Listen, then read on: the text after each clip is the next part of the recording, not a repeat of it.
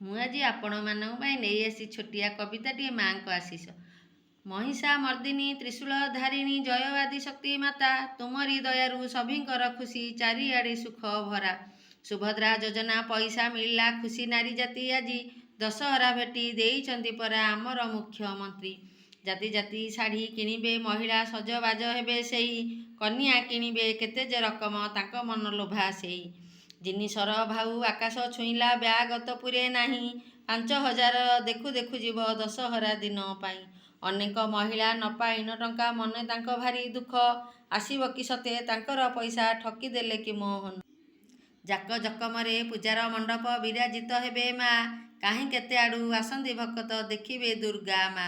16 ଦିନ ପୂଜା ହୁଏ କେଉଁଠାରେ 10 ଦିନ, କିଏ ତ୍ରିକାଳର ପୂଜାକୁ କରନ୍ତି ମାଙ୍କର ଏହି ପର୍ବ। ଛୁଟିରେ ପିଲାଏ ହୁଅନ୍ତି ଆନନ୍ଦ ବୁଲି ଯିବେ ମାମୁଁ ଘର, ମାଉସୀ ପିଉସୀ ଘରକୁ ଆସନ୍ତି ଲାଗେ ସେତେ ଖୁସି ଘର।